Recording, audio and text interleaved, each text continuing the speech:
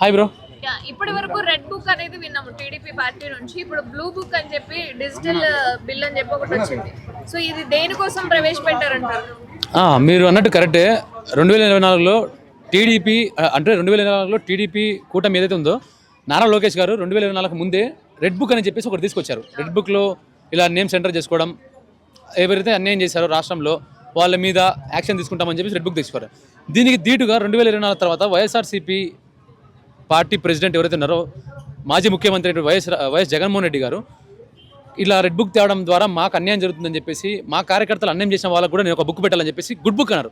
ఆ గుడ్ బుక్కే ఈ blue book, ఈ డిజిటల్ బుక్, ఈ బ్లూ డిజిటల్ బుక్ అనమాట. ఇందులో ఏంటంటే ఈ టీడీపీ తరపున కానీ లేకపోతే ఎవరైతే అధికారులు ఉన్నారో మాకు అన్యాయం చేసిన వాళ్ళకి కార్యకర్తలు ఎవరైతే గుర్తింపు రాని వాళ్ళు ఉంటారో వాళ్ళని ఏదైతే అన్యాయం జరిగింటుందో వాళ్ళ కోసమే ఈ బ్లూ బుక్ అనేది వచ్చింది.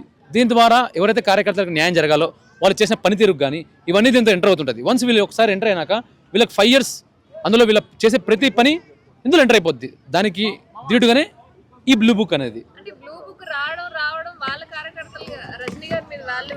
తెలుసు సార్. వీళ్ళు రావడం ఏం చేశారంటే ఒక్క నిమిషం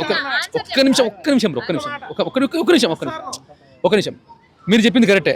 మేము కూడా విన్నాము. విడుదల రజనీ గారి మీదే ఫస్ట్ వాళ్ళు కంప్లైంట్ ఫైల్ చేశారు బ్లూ బుక్లో. నేను విన్నా. ఇది ఎందుకు ఫైల్ చేశారంటే ఆ కార్యకర్తకి ఎప్పుడైతే ఇంతకుముందు జగన్ గారు హయాంలో ఉన్నప్పుడు ఆ కార్యకర్తకి ఆవిడ గారు ఇబ్బంది పెట్టారు.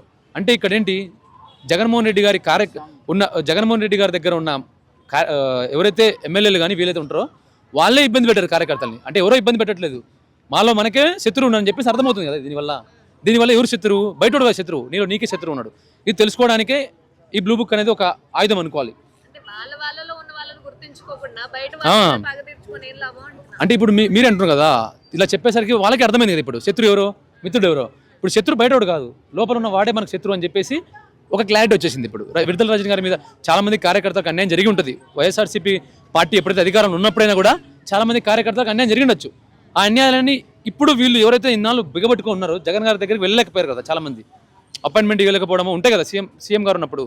అవన్నీ తెలుసుకోలేకపోవడం వల్ల అదొక మైనస్ పాయింట్ అయ్యి ఎన్నికల్లో ఓడిపోయిన దానికి ఇప్పుడు ఈ కార్యకర్తలు ఎవరైతే ఉన్నారో మాకు అన్యాయం చేశారు, ఎవరైతే నాయకులు ఉన్నారో వాళ్ళే మాకు అన్యాయం చేశారు కాబట్టి ఈ అన్యాయాల నుంచి మమ్మల్ని బయటపట్టియండి సార్ అని చెప్పేసి వీళ్ళే కంప్లైంట్ అనేది రైజ్ చేస్తున్నారు. దాంతో కరెక్టే కదండి.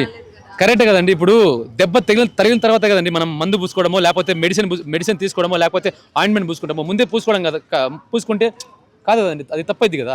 ఏదైనా దెబ్బ తెలిసిన తర్వాత ఎవరైనా అబ్బా అంటారు, దాని తర్వాత దాని దగ్గర తీసుకుంటారు ప్రికాషన్స్ కానీ ఏదైతే కానీ ఇప్పుడు నుంచి తెలుసుకుంటారు కదా. అదే prevention is better than cure అని చెప్పేసి. అంటే ఇది టీడీపీకి ఎఫెక్ట్ ఏమి ఉండదండి. ఒక మాట చెప్పాలంటే టీడీపీకి ఏం ఎఫెక్ట్ ఏమి ఉండదు. ఈ ఎఫెక్ట్ అంటే పగ తీర్చుకోవడం అంటే ఒకటి చెప్తా చూడండి, రాజకీయాల్లో వాళ్ళు వచ్చినప్పుడు వీళ్ళు అనడం వీళ్ళు వచ్చినప్పుడు వాళ్ళ మీద కామన్, క్వైట్ కామన్. ఇది ఇప్పటి నుంచి మన తాత వాళ్ళ దగ్గర నుంచి వస్తున్న హయాంలో నుంచి జరుగుతుంది. ఇక్కడ పగ తీర్చుకోవడం అనేది ఏంటంటే ఎవరైతే టీడీపీ వైఎస్ఆర్సీపీ కార్యకర్తలు ఇప్పుడు వైఎస్ఆర్సీపీ పట్ల అధికారం లేదు, మేము అధికారం లేవు, ఎవరైతే వేధిస్తున్నారు కార్యకర్తల్ని వీళ్ళందరూ ఈ కంప్లైంట్స్ అనేది దాంతో పెడతారు. వచ్చిన తర్వాత దాని మీద యాక్షన్ తీసుకోవడం అనేది ఖచ్చితంగా జరుగుతుందని చెప్పేసి జగన్ గారు కూడా చెప్పారు. సో అదే జరుగుతుంది. అవును, ఒక బిల్ తీసుకొచ్చింది. అవును, ఇప్పుడు ఒక బిల్ అనేది గవర్నమెంట్ వేసినప్పుడు అది కేవలం ఒక పార్టీ మీద వేయకూడదు, అందరికీ వర్తిస్తుంది ఆ బిల్లు. అంటే కేవలం ఓన్లీ వీళ్ళు అవతల పార్టీ వాళ్ళు చేసుకుంటున్నారు, మీ బయట వాళ్ళు చేయకూడదు అనేది లేదు. ఇది అందరి కోసం వేసిన బిల్లే. ఇంకోటి ఏంటంటే ఇది ఎలా ఉంటుందంటే ఒకప్పుడు మీరు మొన్న చూశారు కదా, మన కేంద్రంలో కూడా ఒక బిల్ ప్రవేశపెట్టడం జరిగింది. ఏదో 41 days జైల్లో ఉంటే వాళ్ళ పదవి అనేది 41 days డేస్ నాకు కూడా ఐడియా లేదు, 130 days జైల్లో ఉంటే దానివల్ల వాళ్ళకి అధికారం ఏదైనా కానీ అధికారం పొద్ది ఇదని చెప్పేసి. ఇలాంటి బిల్స్ ఎలా ఉంటాయంటే ఒక ప్రతిపక్షాన్ని నొక్కేయడం, వాళ్ళ గొంతుని నొక్కేయడం అన్నట్టు ఉంటుంది. ఎందుకంటే తప్పులు ఎవరైనా చేస్తారు.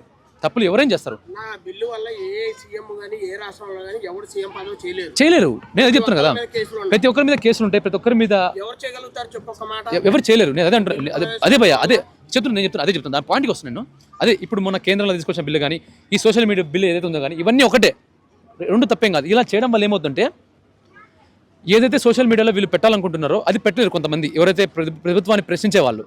ఇది ప్రశ్నించడం కాస్త ఏమవుతుందంటే ప్రభుత్వాన్ని తిట్టే విధంగా అవుతుందని చెప్పేసి అలా కూడా అనుకోవచ్చు ఏమో.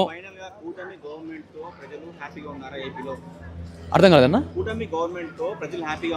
ఇప్పుడైతే పర్లేదన్న, హ్యాపీగా అయితే ఉన్నారు. కొంతవరకు హ్యాపీగా ఉన్నారు. మేబీ ఉండొచ్చు మిస్టేక్స్ కూడా, అవి కూడా రెక్టిఫై చేసుకుంటే మంచిది. హ్యాపీగా అయితే ఉన్నారు, కొంతమంది నార్మల్గా అయితే ఉన్నారు. అన్న, ఈ డిజిటల్ దాంట్లో ఏమైనా మార్పులు ఏమైనా చేయొచ్చు అంటావా? అంటే ఇంకేమైనా అప్డేట్ చేస్తే ఏమైనా బాగుంటుంది అలాంటివి ఏమైనా? ఇంకా అవసరం లేదండి, దీన్ని అప్డేట్ ఏం అవసరం లేదు. ఏదైతే కార్యకర్తలు ఎవరైతే అన్యాయం చేస్తారో వాళ్ళకి న్యాయం చేసుకుంటే చాలు, దానికి మించింది ఏం అవసరం లేదు. అంతే తప్ప ఇంకా ఈ పగ రాజకీయాలు, రివెంజ్లు అవసరం లేదు, ఇవన్నీ అవసరం లేదు, నార్మల్గా వెళ్ళిపోవచ్చు, దీనికి మించింది లేదు.